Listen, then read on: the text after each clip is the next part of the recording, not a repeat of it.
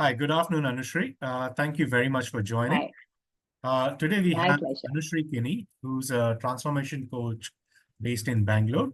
And I'm really appreciative of the fact that she's taken out time from a busy schedule to sit with me and have a chat about coaching. So Anu, can I call you Anu? Is that okay? Of course, yes. Thanks, Anu. So thanks for joining in. And why don't Thank we you. start by maybe you could share some of your journey and what led you to being a coach as of this year. Hmm. So I think I've always kind of been inclined to working with people. In my college, I studied social work and I worked in the development sector for a brief stint until I switched quite dramatically and moved to dance. And I was in, dancing and teaching theater and stuff like that for almost 10 years. And I slowly, I think, found my way back. I was kind of happy and done with the dance and theater part of my life. I think I had a good stretch, and I was happy to say goodbye to that. And I was looking for what next. And I think it kind of happened very organically because I've always sort of been inclined to reading more about how the mind works, the mind body connection, spirituality. And I've been very fascinated for many years now, constantly watching stuff on YouTube and implementing whatever I can in my own life. And then about I think 2, 3 years back, I had a little bit of a health issue of my own which took me on my own internal journey.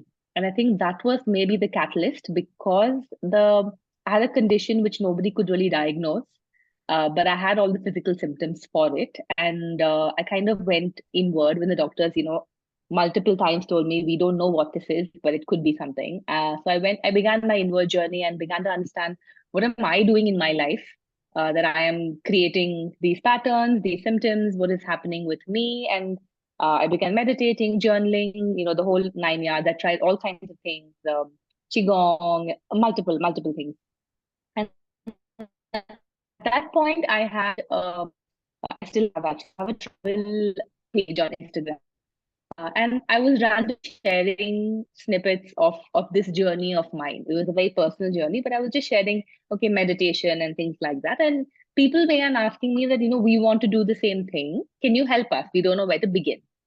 And it was a very impromptu sort of story I put out one day saying, okay, if anyone wants to join me for a month, let's do this together. And like 100 people replied, and I had a big group suddenly. And I was thinking I'll just wing it, but now I had a big group. So that's okay. Now let me plan something for this 1 month. So I think I have a group program now called the Daily Magic. So that's when Daily Magic was born because I wanted to take people on something they would remember. And then I began seeing that people were actually having pretty amazing results from this thing I've put together. And I began to enjoy this. And I said, okay, let me take it one step further. And I began exploring what I could do. And I found I could do coaching certifications. And I think that's how I stumbled into this world of coaching. Oh, fantastic. So am is it, are you okay now? Like, I know you talked about this catalyst in your life. Yes. Are you okay? Yeah. I am actually. I think my inward journey really helped because I uncovered lots of different emotions, patterns keeping me stuck. And it was really strange that when I uncovered and when I found answers to things that were holding me back, suddenly began to find answers in my healing journey as well. I suddenly met a new doctor, a very simple antibiotic suddenly began working. Mm. So I think things began falling into place. And I truly believe that illness just came into my life to kind of one, shake me up, and two, bring me into this direction because I don't think I would have found coaching if it wasn't for that illness.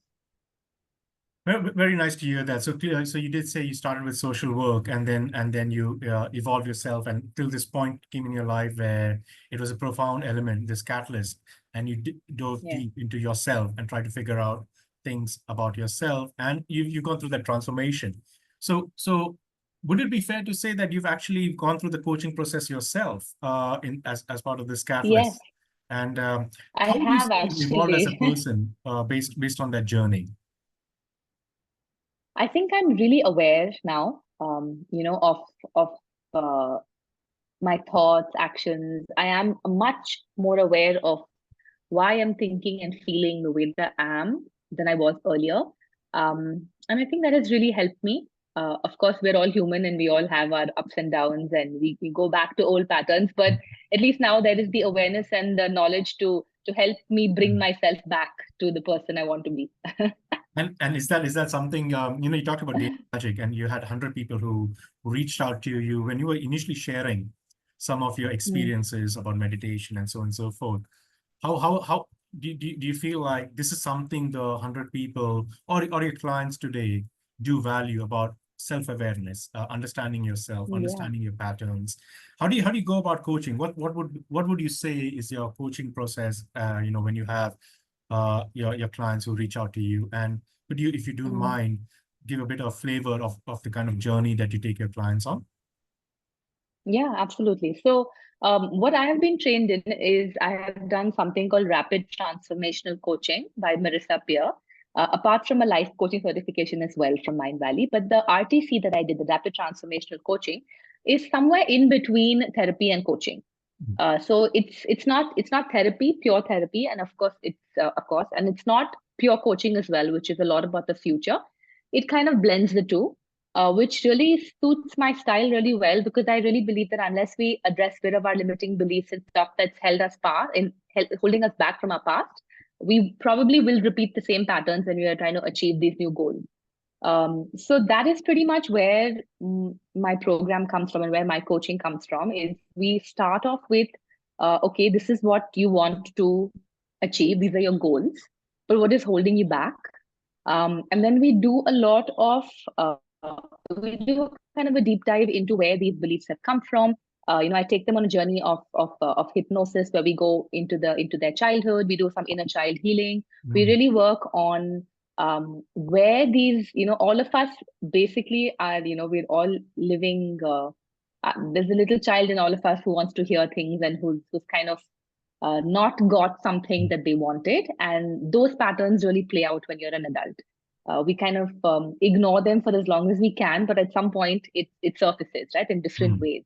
So I help people go back and really address what are these beliefs that they hold for themselves in their life? Where have they picked this up from? And help them understand that it's not their belief, but this is something that they have picked up from a mm, particular person, from an incident, from an experience, and help them release that. mm, And once we start the process of releasing that, we then go into really very clearly defining what they want in their life.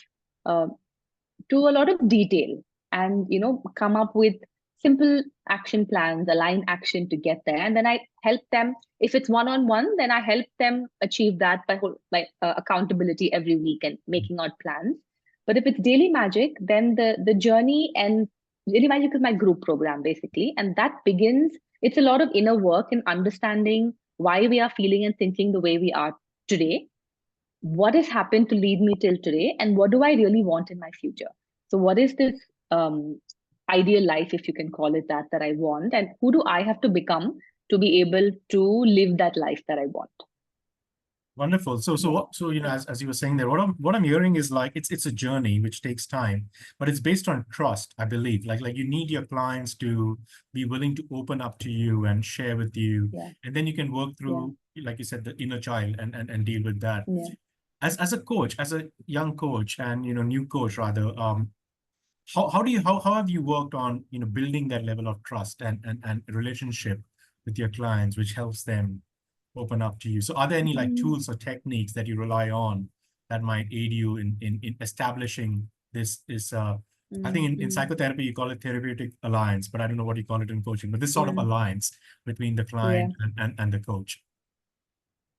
I think I'm just really there when they're speaking. I think so I work primarily with women who are just feeling really overwhelmed in life, and they're stuck. Most of them, this is after they've had kids and they're kind of losing themselves. They don't know what they want anymore. They want something for themselves, but they also feel guilty to want something for themselves. So it's all of that. And I think most of them first just need someone to listen. And I think when I'm there and I'm just listening 100% with no agenda, with no distraction, and I'm just actually listening, I think they kind of feel seen. And that I think really helps. Hmm. It sounds really simple, but I think that really helps. I think it's very difficult to listen because sometimes I think it's invariably human nature. You want to help. So you start like Yeah, expressing, okay, maybe you should do this, or maybe you should do that. yeah, And like you said, yeah, sometimes they just want to be heard. And you, yeah, so I get the what I'll think of is you provide them space to help them yeah. be themselves. And I think that's Mm, wonderful to mm, hear. So is that something you learned as part of RTC, the coaching qualification, or Mindvalley, like mm. you said, you did the life coaching. Is Yeah. that something that you learn as part of the, I guess, the coaching education process? Yeah, it is. It is holding space, giving that space is something that we learn. But to be honest, I think it also kind of comes naturally to me. I don't Mm, think I need to really work on this. It is something.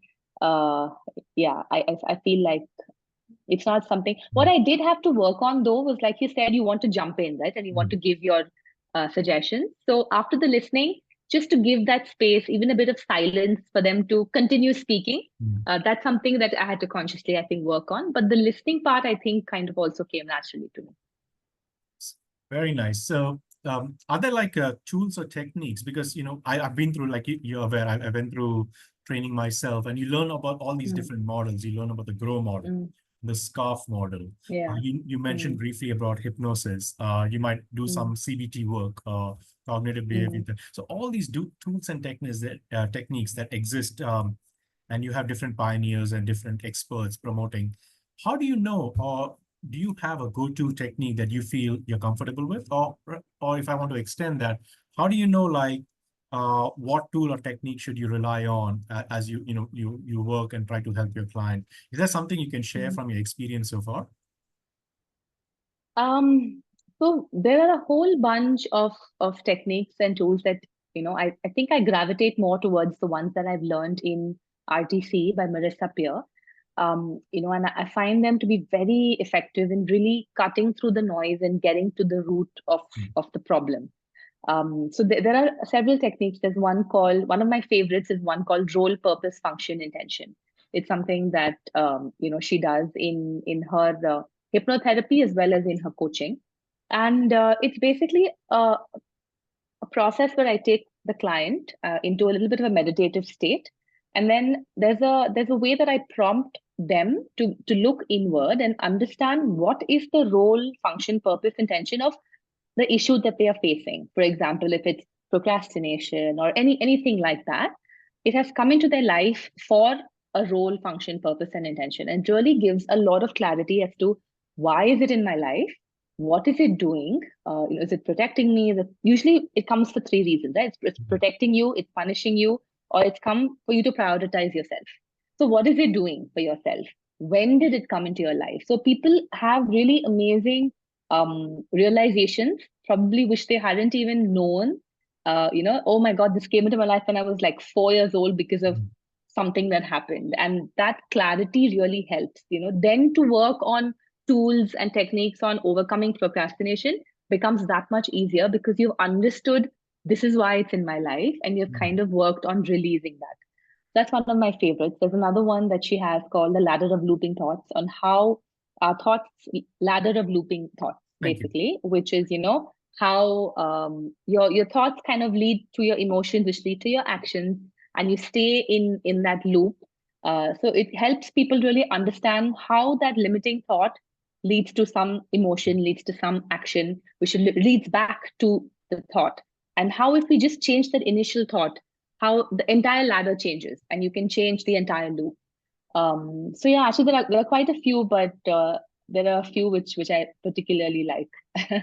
I mean, it sounds wonderful. Like these definitely come across as very powerful for someone to just think of, like you said, I think a role, purpose, function, intention, like just to be able to crystallize exactly where something has come about, and then you can figure out how Yeah, to deal with it. But just to be yeah, learn about, yeah, okay, the source as such, I think that's very, very powerful. yeah. So it would be amiss of Mm, me to ask, not ask rather. It's like, so given you've gone through these techniques, tools, you've had experiences with your clients, you've done some inner work, and like you talked about the catalyst. How have you evolved as a person? and especially as since you started as a coach, helping other women, deal Mm, with some of the challenges that they are facing in their lives. mm. I think like I said, I've become really a lot more aware of my own thoughts and patterns. And when I see myself going back to old patterns, I think I'm able to catch it, and I'm able to start changing it Mm. much more. I am very aware of how I speak to myself, of how I speak to my kids. And there are days, but of course, there are two ways to it, because there are days when your kids frustrate you and you say something which you don't want to, and you're like, oh my God, have I scarred them for life? Are they going to come back to this moment 20 years later and say, oh, that's when I picked up some beliefs? So, there are, it's both ways, I think. You also, I think, could go down a road of excessive worry that everything you say might have some sort of big impact. But I think that's the balancing act. And you did talk about women that you work with. Um, is it like, if you have to take a step back and think about how you have developed your business, and you talked about group coaching and individual coaching.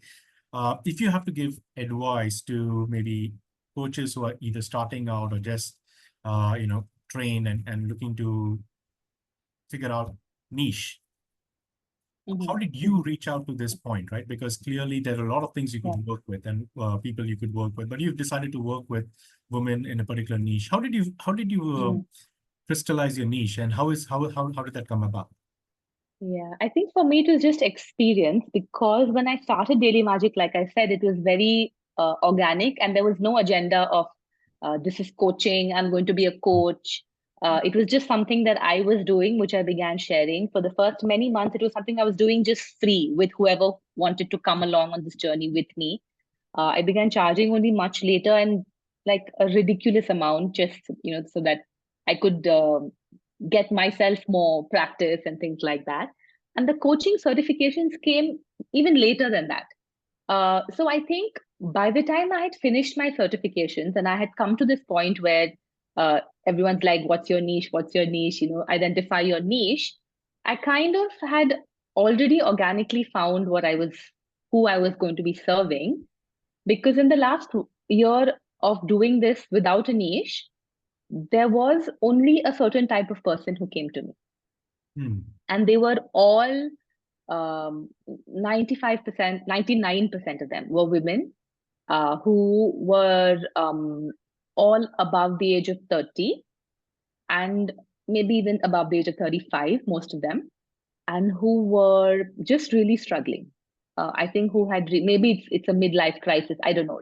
It's just something, right? Everyone had reached that point where they said that I've been doing things for everyone, and I don't know who I am anymore. I'm feeling really overwhelmed with the smallest of things. I don't know what I want for myself.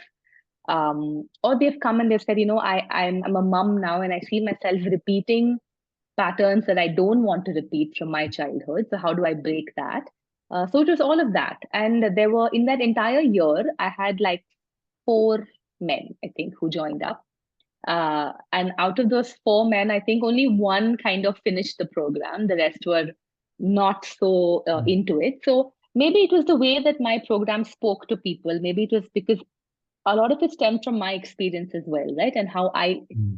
my healing journey as well. So maybe my program spoke mainly to women, which is why I attracted women. And so I said, okay, let me just embrace that. And that's how I found my niche.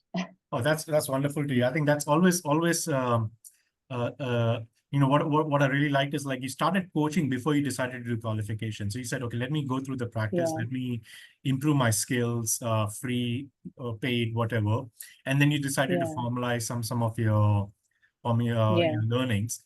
And as you did yeah, that, the people you wanted to coach found you. So it's like the niche found yeah, you rather than you decided to yeah, actively look out for your niche. absolutely. So that's Yeah, something I think absolutely. people can take forward, saying, like, you try and see Yeah, who you're yeah, attracting, rather than mm-hmm. like trying to pitch it to everyone. See who's reaching out to Yeah, you, and maybe the three yeah. men who And decided to drop also, out was a good way of telling you, actually, maybe that might be not the best path forward, yeah, yeah, right? Yeah, absolutely, yeah. absolutely. And also, this was something we discussed in my certifications as well, that it's okay to start broad, You start off broad because even you may not know whom you really enjoy coaching, right? You might pick a niche now, but what if you don't like it? So start broad and you will automatically figure it out. And also, you're not married to this niche. You can always change it. It's we feel like once we pick something, it that's it, and then we can't do anything about it. But I mean, we can change that as well.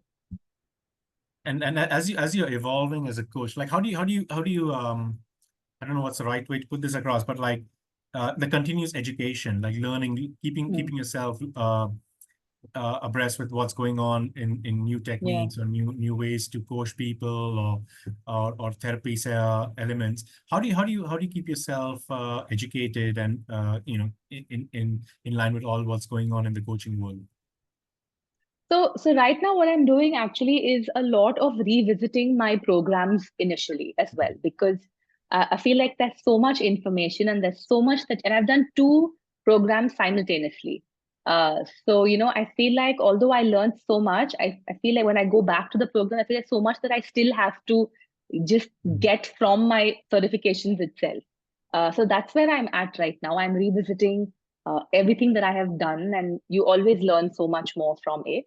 And otherwise, I think I love watching a lot of content on this. So I think YouTube, my algorithm is just coaching and all of this. So when I open YouTube every day, there's something new for me to watch. I'm reading a lot of books, but I think as of now, I'm always tempted to join new programs, but I've kind of forced myself to stop at the moment because I really want to dive deeper into what I already have done, and then I'm going to do something new. I mean, since you brought it up, is there one or two books you can recommend to new coaches or people who want to learn more? So the books that I'm reading are not so. One book about coaching, which I really like, was The Prosperous Coach by Rich Litvin. Sorry, the Prosperous Coach. The by Rich Litvin, Okay. and Steve Chandler. It's a really interesting book on actually going about building a coaching business, and in a very old school way. This is written, without social media. It's about how you give your clients so much, you build a word of mouth business and stuff like that. This is a very business oriented book. But the books that I am currently reading and I'm really enjoying, one of my all time favorites is Breaking the Habit of Being Yourself by Dr. Joe Dispenza. And that was probably my first entry into this world many years ago. It's fabulous, and I think there's always so much that we can take away from that as coaches while we are coaching our clients. I am currently also reading this book on the Ho'oponopono prayer. I don't know if you've heard of that. It's a Hawaiian healing practice. So my coaching, there's a lot of spiritual techniques as well that I use while I'm coaching. And this is one that I am diving deep into at the moment. It's called Zero Limits by Joe Vitale. So he's the guy who came on Secret, and he's written a whole bunch of books and things like Okay. that. So he's written this book called Zero Limits. It's a Hawaiian healing practice. So yeah, that's what I'm reading at the moment, and loving it. Oh, fantastic. I think it's great to hear that you're, while you're actually improving your skill set, you're also open to new techniques and new ideas. And this Hawaiian technique you're referring to seems like one of those things that it connected with you because of, I guess, Yeah. spirituality, which is wonderful to hear. So if there's any advice you want to give to, I guess, coaches who are thinking of becoming a coach, so very early into their journey, maybe not even like it sounds attractive, it sounds interesting, but it is a process. It's a journey. Is there anything or any advice you like to give to people who would like to think about coaching?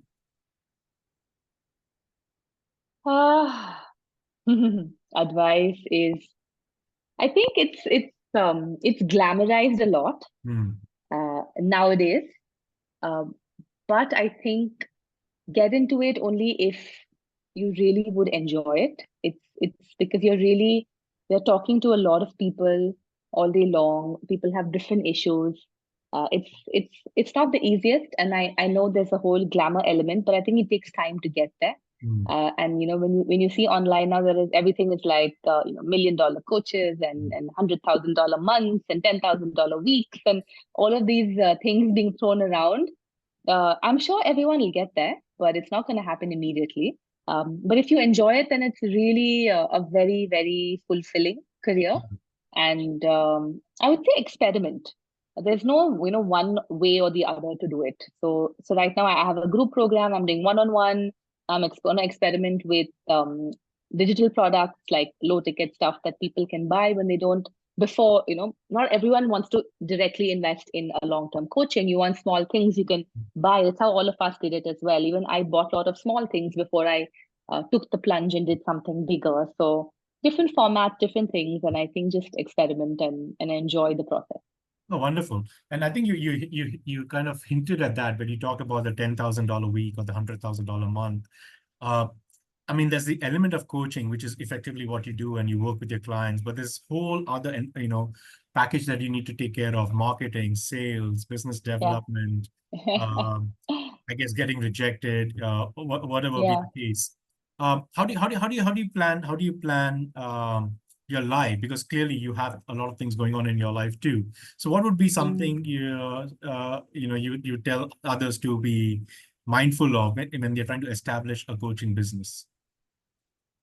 Yeah, I think initially you're pretty much a one-man army and you're doing everything. So, right now I'm also building my business. I'm also the social media person and I'm marketing and I'm doing my accounts and you do everything in the beginning. So, I'm actually really enjoying it though because until now I've only been in a creative sort of field and I haven't I've had this phobia of numbers, which now I have coached myself. I'm coaching myself out of. So, I'm like consciously keeping track of finances and funds and making business plans and all of that.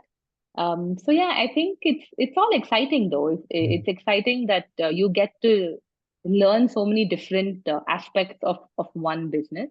So it's not just the coaching, but there's so much back end stuff. You're even drawing up contracts and agreements and there's all of that as well. So there's so many things. And you mentioned a very important thing. You're learning how to take rejection. Hmm. And you get so many no's, and you learn after a point how to not take it personally and how it's not a no to you, it's just a no right now for that person to coaching, right? And I think the journey of coaching and the journey of launching my group program has taught me so much in just detaching myself from outcomes, from surrendering to the process and not taking things personally. Because I read somewhere recently, I think it was maybe Rich Litvin, it was someone said that yes lives in the land of no. So collect all the no's, and it's like a badge of honor. Collect all the no's, and you will get to the yeses. I actually love that. Yes lives in the land of no, because Yeah, you have to weed through all the no's to get that to that yes, right? yeah, So, and it's sometimes not yeah. easy, and a lot of people do give up. Given where you are, Anu, if people want to reach out to you and become your client, what are the best ways to reach out to you? So Instagram would be the quickest. I have a page called Project Daily Magic. And yeah, and my email as well is the same, projectdailymagic@gmail.com. Oh, fantastic! So they could DM you and then take it forward, basically. Yeah. Oh, very, very, very DM nice. me, email me. Yeah. Very nice. So thanks, Anushree, for your time. So we're almost at the end. So before we close, is there anything else you'd like to share before we close this call? No, I think this has been great, and I've got to relive my coaching journey as well and how I got here through this call. So thank you. Well, thanks very much for giving the time. I think I've learned a lot about you, which probably I did not. So that's also a great win for me. And I'm sure there are people who will end up watching this will learn a lot, not just about your journey, but also what coaching is and how it can be of value to them, as well as if they want to be a client, they could reach out to you. So thanks again, Anushree, for your time and for sharing your journey with me. Thank you. Have a nice day. Thank you. Thanks so much. Thank you.